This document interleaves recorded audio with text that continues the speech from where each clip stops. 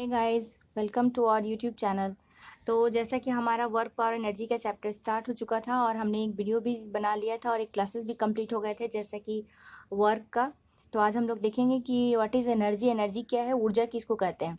तो हम लोग सभी क्या जानते हैं कि ऊर्जा इस संसार में कोई भी कार्य करने की जिस चीज़ की ज़रूरत पड़ती है, यानी जिस एनर्जी क्या बोल सकते हैं, जिस चीज़ को करने के लिए हमें कुछ ताकत की ज़रूरत पड़ती है, उसको ऊर्जा का नाम दिया गया है। यानी कि ऊर्जा को पदार्थ का ही एक ऐसा वर्ड है, जैसे आप दो भागों में विभाजित कर सकते हैं, एक है मैटर, दूसरा है एनर्जी। तो एनर्जी क्या है? एनर्जी कोई भी काम करने की क्षमता को, जहाँ से हमें काम करने की क्षमता आती है, हमें पावर यानी क्या पावर तो है ही हमारे, चूंकि इंक्लूडिंग है ही चैप्टर में। तो हम लोग सिर्फ यहाँ पर देखेंगे कि ऊर्जा क्या है। ऊर्जा यानी energy is the ability to do work. Simple language ये है कि एनर्जी क्या है, जो काम करने की क्षमता को देता है, हमें उसी को ही एनर्जी का नाम दिया गया है। ये सिंपल लैंग्वेज है। जैसे कि आप क्या करिए कि कोई भी आप सपोज करिए कि एक लकड़ी का लट्ठा रखा हुआ है और उसको आप कुल्हाड़ी से उसको क्या करते हैं, कुल्हाड़ी उठाते हैं और उसको लकड़ी के लट्ठे पे मारते हैं ताकि वो लकड़ी का लट्ठा टूट जाता है, यानी कि कट कट जाता है, दो भागों में बट जाता है। तो क्या किया हमने, अपना ही ऊर्जा को उस लकड़ी में डाला, यानी कि जो हमने जो काम किया और वो काम जो करना चाहते थे वो हो गया। तो जो काम करने की जो क्षमता कहाँ से आई, वो उसी को ही ऊर्जा का नाम दिया गया है। यानी कि हम लोग लिख सकते हैं कि the amount of energy energy possessed, यानी कि काम करने की जो क्षमता है, possessed by a body is equal to equal to the amount of work it can do। ठीक है, जब एनर्जी रिलीज होता है तब, when its energy is released, its energy is released। ठीक है, यानी काम करने की जितना हम लोग शरीर में जितना ही जो भी हम चाहते हैं, जो भी हम वर्क करना चाहते हैं, तो उसी के इक्वल में हमारा एनर्जी भी खर्च होता है, उसी के इक्वल में हमारी एनर्जी भी रिलीज होती है। मान लीजिए कि नीचे से ऊपर आपको सीढ़ियों पे चढ़ना है, तो जितना हम काम, यानी नीचे से ऊपर चढ़ना है, काम जो भी कहिए काम हुआ है, मीन्स अपोजिट टू ग्रेविटेशन। तो क्या हुआ कि ग्रेविटेशन फोर्स के अपोजिट में काम कर रहे हैं हम लोग, तो हम लोग क्या हुआ, एनर्जी हमारा रिलीज हुआ और हम लोग ऊपर की तरफ चढ़ गए। कोई भी काम करने की जो क्षमता होती है उसी को ही एनर्जी का नाम दिया गया है।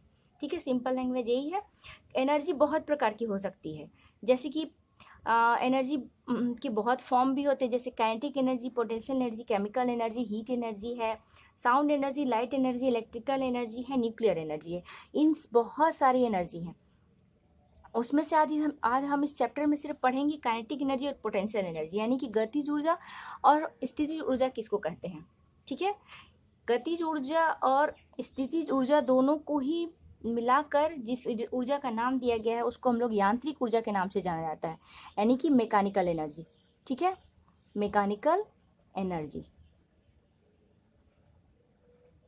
सॉरी, मैकेनिकल एनर्जी टोटल को ही कंबाइन करके हम लोग मैकेनिकल एनर्जी, यानी कि potential energy is in plus kinetic energy is equal to mechanical energy, यानी इसको एनर्जी भी कह सकते हैं। ठीक है, यानी टोटल एनर्जी जो होता है वो दोनों एनर्जी को मिलाकर कहा गया है।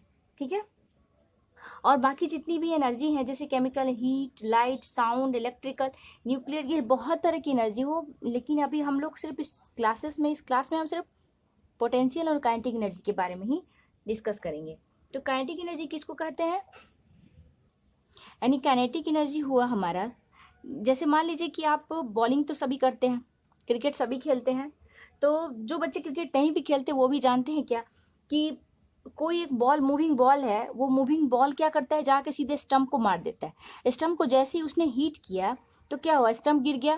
तो जो घूमता हुआ जो बॉल था वो मूविंग क्या हुआ, मूविंग जो बॉल था, क्रिकेट बॉल था, वो स्टंप को हिट किया तो वहां पर का क्या हुआ, वहां पर एक काम हुआ, वहां पर एक जो काम हुआ वह किस एनर्जी के कारण हुआ, वो हुआ काइनेटिक एनर्जी के कारण, यानी गतिज ऊर्जा के कारण। ठीक है, जैसे कि आपने टरबाइन देखा होगा वाटर में, जो क्या करता है, वो इलेक्ट्रिक जनरेट करता है। तो वो क्या हुआ, मूविंग जो वाटर होता है उससे हम लोग इलेक्ट्रिक जनरेट करते हैं। तो वो क्या हुआ, मूविंग जो वाटर है उससे इलेक्ट्रिक जो जनरेट हो रहा है, तो किसके कारण हो रहा है, वो काइनेटिक एनर्जी के कारण हो रहा है। यानी कि काइनेटिक एनर्जी को हम लोग लिख सकते हैं कि the energy of your body due to its motion is called kinetic energy. जिस काम को करने के कारण, जिस वस्तु में जो एनर्जी जो काम किया जा रहा है, जो एनर्जी जो काम कर रही है, वो मूविंग के कारण हो रहा है, मूविंग के कारण हो रहा है, तो उसको हम लोग क्या कर सकते हैं, उस एनर्जी को काइनेटिक एनर्जी के नाम से जाना गया है। यानी हम लोग लिख सकते हैं कि the kinetic energy, the energy, the energy of a body due to its motion, motion के कारण जो एनर्जी जो हुआ उसको हम लोग क्या कर सकते हैं, इज कॉल्ड काइनेटिक एनर्जी। ठीक है, जिस मोशन के कारण एनर्जी जो, जिस मोशन के कारण जो एनर्जी जो उत्पन्न हो रहा है उसको हम लोग काइनेटिक एनर्जी के नाम से जाना जाता है, यानी कि गतिज ऊर्जा के नाम से जाना जाता है। ठीक है, यानी फॉर्मूला काइनेटिक एनर्जी का हम लोग कैसे फाइंड आउट करेंगे, तो यहाँ पर हम लोग देखेंगे क्या कि आप क्या देखते हैं कि मान लिया कि बॉल को हिट, मूविंग जो बॉल था उसने स्टंप को हिट किया, स्टंप को हिट करने के बाद क्या हुआ, वो रेस्ट में आ गया। तो वो जो जो मूविंग बॉल के पास जितनी एनर्जी थी उसने स्टंप को दे दिया। तो जो इन दोनों के बीच में जो एनर्जी जो काम कर रही है वही गतिज ऊर्जा है। ठीक है, तो उसको हम लोग कैसे फाइंड आउट करेंगे, यानी काइनेटिक एनर्जी उसको कह सकते हैं कि द काइनेटिक एनर्जी, यानी कि गतिज ऊर्जा ऑफ ए मूविंग बॉडी, एक घूमता हुआ जो बॉडी है, एक मूविंग बॉडी जो है, is measured by the amount of work. जो इसको मेजर ऐसे कर सकते हैं, जब वो रेस्ट में आने से पहले जो उसने काम किया है, उसी दो बीच की जो अवस्था है, जो स्टेट है, उसी को ही काइनेटिक एनर्जी के नाम से जाना गया। इसको हम लोग ऐसे लिख सकते हैं कि the kinetic energy of a moving body is measured by the amount of work it can do before coming to rest, rest में आने से पहले। ठीक है, तो मान लिया कि हमने एक, जैसे मैंने अभी बॉल के बारे में बताया आपको, ये रहा एक बॉल है, ठीक है, ठीक है। तो इस बॉल को हम लोग क्या मानते हैं कि ये एक बॉल है जिसका मास m है। ठीक है, इसका मास m है, और मान लिया कि ये एक बॉल है, ये क्या कर रहा है, एक मीडियम में, एक कोई भी मीडियम हो, एयर का मीडियम हो या वाटर का मीडियम, कुछ भी मान लें, फिलहाल हम लोग एयर का मीडियम ही मानते हैं, जिसका इंटर कर रहा है एक मीडियम m में। ठीक है, ये एयर का एक मीडियम है। तो जैसे कि मान लिया कि एयर में उसने, यहाँ पर वो मूविंग बॉल वो क्या कर रहा है, जैसे ही ये इस एयर में आया तो उसने कुछ फोर्स एक्सर्ट किया। हाँ, द बॉडी इज कॉन्स्टेंटली क्या है, रिटार्डेड। अब ये जो एयर के कारण जो है, जो वो एयर क्या क्या चाहता है, कोई भी चीज मीडियम हो तो क्या चाहता है कि वो अपोज कर दे। अब मान लिया कि ये करूँ, इसको मैंने मूव किया, ये देखिए तुरंत के बाद एक रेस्ट में आ जाता है। क्यों रेस्ट में आया भाई, क्योंकि जो सरफेस है वो चाहता है क्या, अपोज करता है क्या, कि ये मूविंग को, जो मूविंग बॉडी हो रहा है उसको अपोज करे। सपोज दैट यहीं पर ही है कि मूविंग बॉडी जो है, एक मूविंग जो बॉल है, वो एयर में ही जैसे ही कांटेक्ट में आया, वो क्या कहेगा एयर, कि एक फोर्स एक्सर्ट करके इस मूविंग बॉल को रोकने की कोशिश करेगा। ठीक है, तो जो कांस्टेंट फोर्स जो एयर का है वो बॉडी पे लग रहा है, वो उसको मान लिया कि एफ है। ठीक है, एफ फोर्स एक्सर्ट हो रहा है, तो क्या हुआ कि धीरे धीरे जो बॉडी का, ये मूविंग बॉडी का, इसका जो स्पीड है, इसकी जो वेलोसिटी है वो डिक्रीज होते जाएगी, और ये बाद में यहाँ पे आते आते वो रेस्ट में आ जाएगा। ठीक है, यहाँ पे जैसे ही आया वो एक रेस्ट में आ गया। तो जो फोर्स इस पर जो एग्जर्ट हो रहा है, जो फोर्स इस पे जो लग रहा है, उन दोनों के बीच की जो काइनेटिक एनर्जी थी, वही हम लोग यहाँ पर उसको मेजर करेंगे। तो जैसे मैंने माना कि इस मूविंग बॉडी का मास है m, इसने इंटर किया मीडियम एयर में, जिस पर फोर्स F एक्सर्ट कर रहा है, और इन दोनों, अब मान लीजिए कि ये एक डिस्टेंस है, ये A है और यहाँ पर है क्या है, एक B है। इन दोनों के बीच की जो दूरी है वो S मान लिए हम लोग। ठीक है, और इसकी जो इनिशियल वेलोसिटी है उसको हम लोग, इस बॉल का इनिशियल वेलोसिटी u मान लिए, और इसकी फाइनल वेलोसिटी v मान लिए। फाइनल वेलोसिटी मतलब यहाँ पहले, फाइनल वेलोसिटी मतलब क्या, यहाँ बॉल आके तुरंत से रेस्ट में हो गया। क्यों रेस्ट में हो गया, क्योंकि जो एयर का जो मीडियम था उसने फोर्स एक्सर्ट किया बॉल के ऊपर, इसलिए वो बॉल रेस्ट में हो गया। कोई भी मूविंग हो, कोई भी मूविंग बॉडी हो, किसी भी मीडियम हो, वो चाहता है क्या, कि उसको मूविंग करते हुए नहीं रहने दे। ठीक है, यही इस बोलते नेचर का एक नियम है। तो हम लोग क्या लिख सकते हैं कि यहाँ पर लिख सकते हैं, हम लोग क्या जानते हैं, work is equal to force into distance. ठीक है, जानते हैं। तो W इज इक्वल टू हम लोग लिख सकते हैं F इंटू एस। ठीक है, अब हम लोग काइनेटिक मान लिया कि at the position of B के पास आने पर body is at rest, body rest में हो गया, तो it has no motion, hence the kinetic, यहाँ पर कोई काइनेटिक एनर्जी नहीं है। जब बॉडी रेस्ट में हो जाने पर तो कोई काइनेटिक एनर्जी है, क्यों? क्योंकि जब तक बॉडी मोशन में होता है तभी काइनेटिक एनर्जी के नाम से जाना जाता है।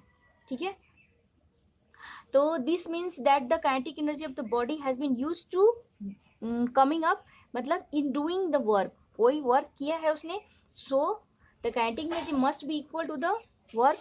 अब यहाँ पर क्या हो, वर्क के काइनेटिक एनर्जी इक्वल हो गया, कुछ वर्क किया है तो काइनेटिक एनर्जी वर्क के इक्वल हो गया। क्यों इक्वल हुआ भाई?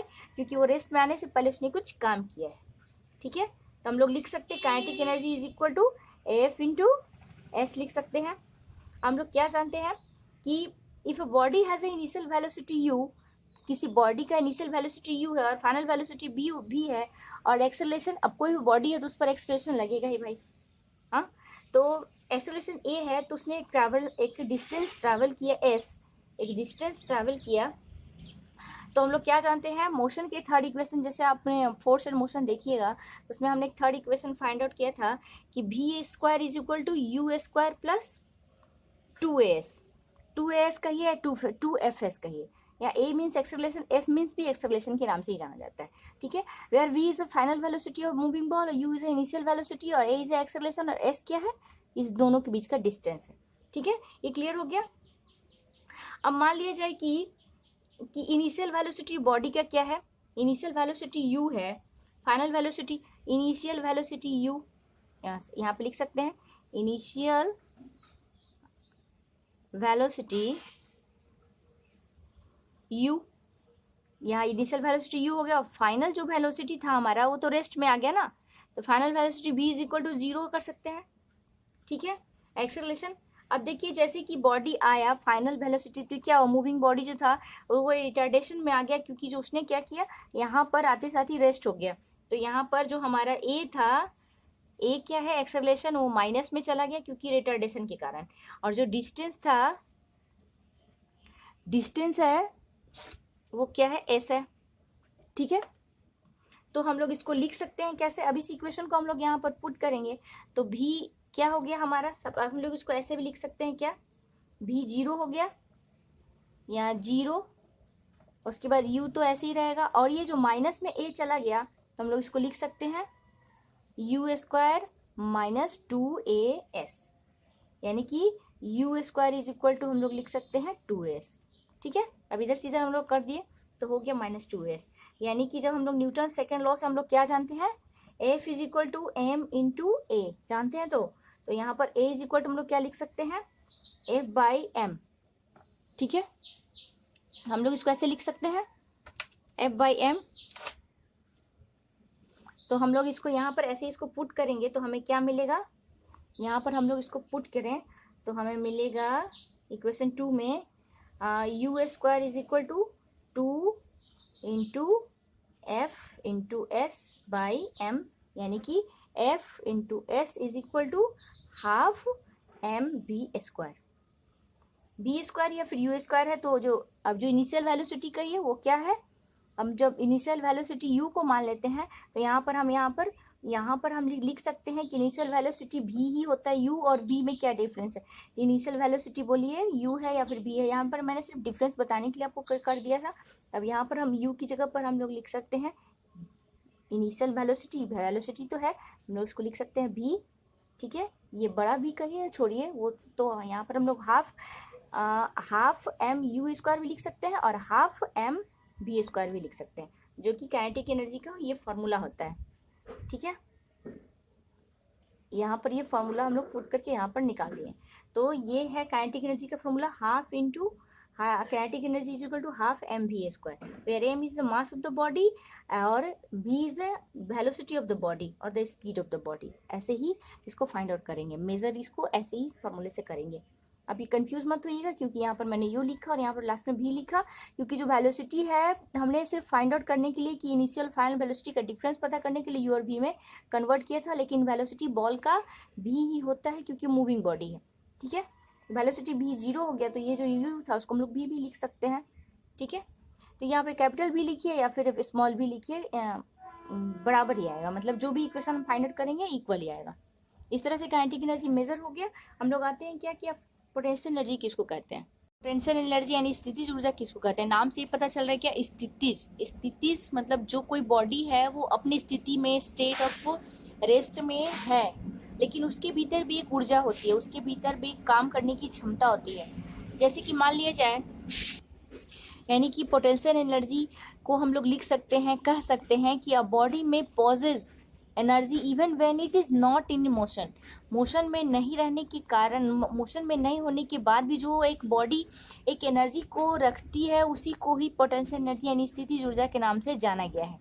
जैसे कि मान लिया जाए आपने ये धनुष देखा होगा, तो जो मान लीजिए कि ये धनुष है, ये इस तरह का धनुष है, तो जब यहाँ से एक डोरी लटका हुआ है, यहाँ से डोरी, यहाँ पे डोरी को जैसे हम लोग ने यहाँ पर खींचना शुरू किया, तो क्या किया, ये एक मोशन में आने से पहले ये बेंट हुआ, जिस यहाँ पर जो एनर्जी जो दी जा रही है इस धनुष को, ताकि ये तीर को या कमान को लेकर दूर तक भेजा जा सके, वो किसके कारण हो रहा है, एक पोटेंशियल एनर्जी के कारण हो रहा है। एक बॉल है, वो मेरे हाथ में ही है, पर जैसे उसको मूविंग कराने के पहले जो मेरे हाथ में जो बॉल है वो पोटेंशियल एनर्जी कारण है, यानी कि स्थितिज ऊर्जा के कारण ही है।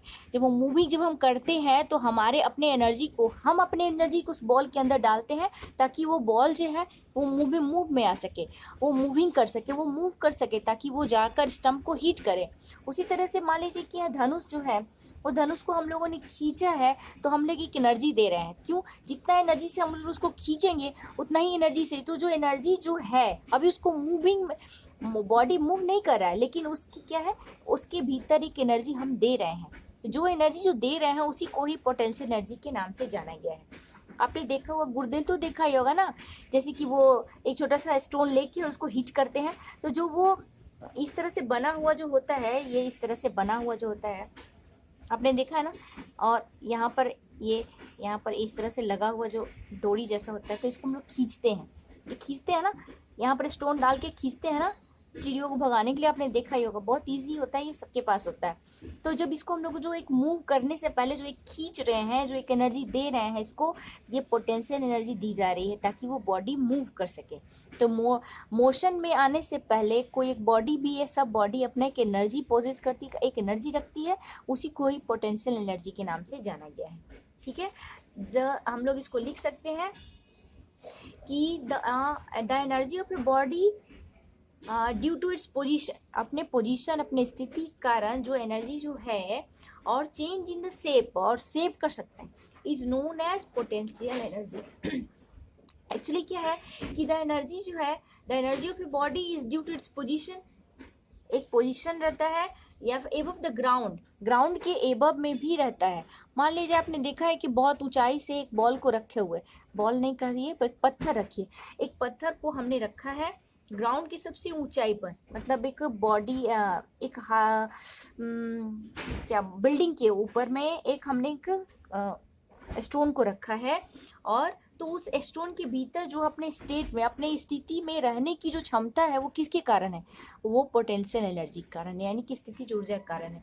और जब तक उस बॉडी को हम लोग क्या करेंगे, जैसे उस बॉडी को हमने नीचे की तरफ किया, तो पोटेंशियल एनर्जी काइनेटिक एनर्जी में कन्वर्ट हो जाता है, और ग्राउंड में छूने से पहले वो काइनेटिक एनर्जी में आ जाता है, यानी कि बॉडी क्या हुआ, मूव करता हुआ आ गया। तो जो बॉडी जो मूविंग हुआ वो काइनेटिक एनर्जी हो गया, और जो बॉडी जो अपनी स्थिति कारण, अपने शेप के कारण एक स्थिति में है, उसको हम लोग पोटेंशियल एनर्जी के नाम से जानते हैं। और इसको कह सकते हैं कि यदि कोई वस्तु है वो अपने शेप में है, और उसको हम लोग इलास्टिक करते हैं, उसके शेप एंड साइज में परिवर्तन करते हैं, तो वो भी पोटेंशियल एनर्जी के कारण ही करते हैं। ठीक है, तो जो ग्रेविटेशनल पोटेंशियल एनर्जी है उसको, और इलास्टिक पोटेंशियल एनर्जी है, वो दोनों को हम लोग पोटेंशियल यानी कि स्थितिज ऊर्जा के नाम से ही जान सकते हैं, यानी पोटेंशियल एनर्जी के ही नाम से जाना जाता है।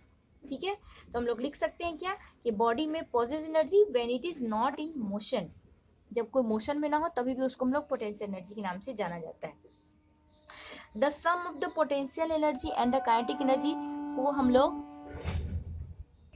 काइनेटिक एनर्जी और पोटेंशियल एनर्जी दोनों को ही हम लोग क्या कर सकते हैं, हम लोग मैकेनिकल एनर्जी के नाम से जाना जा सकता है। ठीक है, तो हम लोग इसको कैसे डिराइव करेंगे इस फॉर्मूला को, वो देखिए कि हम लोग जब अब यहाँ पर फॉर्मूला ऑफ पोटेंशियल जिस तरह हमने फाइंड आउट किया, half is equal to half kinetic energy is equal to half mv² किया। ठीक है, तो हम लोग पोटेंशियल एनर्जी को ऐसे फाइंड आउट करेंगे। हम लोग देखिए हम समझते क्या कि the potential energy of body is due to higher position पे रहने के कारण जो बॉडी है, जो एनर्जी है, the potential energy of body is due to क्या है, its higher position above the earth, अपने अर्थ की हायर पोजीशन पे है, and it is equal to the work done on the body. वो बॉडी इक्वल होता है, मीन्स कह सकते हैं is equal to the work done of the body against gravity के इक्वल हो जाता है, moving the body to that position. ठीक है, तो हम लोग मान लिए कि इसको फाइंड आउट करेंगे पोटेंशियल एनर्जी को। जब कोई बॉडी है वो सर्टेन हाइट पे है तो हम लोग लिख सकते हैं क्या कि suppose a body of mass m, यदि किसी बॉडी वस्तु का मास या बॉडी का मास m है जो कि h हाइट पे है, ठीक है, h हाइट पे है और above the surface of the earth, एक अर्थ के सरफेस पे है, the force acting on the body is the gravitational pull. एक ग्रेविटेशनल पुल होता है ना, जब मान लिया जाए कि कोई बॉडी है बहुत ऊंचाई पर है तो वो जब नीचे की तरफ आती हो तो एक ग्रेविटेशनल पुल होता है ना, हम लोग क्या जानते हैं, ये जानते हैं ना। तो जो अर्थ का जो ग्रेविटेशनल पुल है वो क्या है, क्या हो गया m/g, हम लोग जानते हैं ना, जो कि which acts in the downward direction, जो कि डाउनवर्ड डायरेक्शन की तरफ काम करती है। To the lift body above the surface of the earth, तो क्या हुआ, वर्क अगेंस्ट द ग्रेविटी हो गया। तो हम लोग लिख सकते हैं कि work done is equal to, हम लोग क्या जानते हैं, W is equal to F/S जानते हैं। तो हम लोग यहाँ पर जो फोर्स जो लग रहा है वो mg है, इंटू जो हाइट जो है वो s है, तो s हम लोग हाइट जो हम लोग क्या लिए, एक h ले लिए, तो हम लोग इसको डिराइव कर सकते हैं mgh, where m is the mass of the body, g is the acceleration due to gravity. G क्या है, हम लोग क्या जानते हैं कि कोई बॉडी जो है जो मूव करने से पहले मान लीजिए ऊपर से नीचे की तरफ जो खींच रहा है तो बॉडी क्या है, ग्रेविटेशनल फोर्स के कारण, तो उसमें एक्सेलरेशन तो होगा ही ना, तो acceleration due to the gravity, और हाइट जो है जो एच जो डिस्टेंस जो कवर कर रहा है वो एच है, तो हम लोग इसको ऐसे फॉर्मूला डिराइव कर सकते हैं, यानी कि potential energy is equal to लिख सकते हैं mgh, where m is the mass of body, g is the acceleration due to gravity and h is the height of the body. ठीक है, ये हो गया इसका फॉर्मूला। और काइनेटिक एनर्जी का half is equal to kinetic energy equal to half mv²। इस तरह से ये दोनों हो गए। हम लोग जानते हैं क्या कि अब हम लोग यहाँ पर देखेंगे कि एनर्जी ऊर्जा गति से, हमारे इस बुक में ऊर्जा गति के बारे में है, यानी आंतरिक ऊर्जा के बारे में है, कंजर्वेशन ऑफ मैकेनिकल एनर्जी। तो हम लोग क्या जानते हैं कि ऊर्जा केवल एक दूसरे में रूपांतरित किया जा सकता है। जैसे अब यहाँ पर मैंने ही बताया, हम सभी क्या जानते हैं कि एक बॉल है उसको हम लोग रूपांतरित कर दिए काइनेटिक एनर्जी में, तो उन ऊर्जा को हम लोग ना क्या कर सकते हैं, ना हम इसकी उत्पत्ति की जा सकती है और ना ही इसका विनाश की जा सकती है। ऊर्जा अपना संरक्षित रहती है, यानी वो अपने आप में ही संरक्षण में है। तो यांत्रिक ऊर्जा के बारे में हम लोग जानेंगे यही कि ऊर्जा केवल एक दूसरे में रूपांतरित हो सकती है, ना इसको तो उत्पत्ति की जा सकती है और ना ही इसका विनाश किया जा सकता है। इसी को ही ऊर्जा का संरक्षण का नियम कहा जाता है।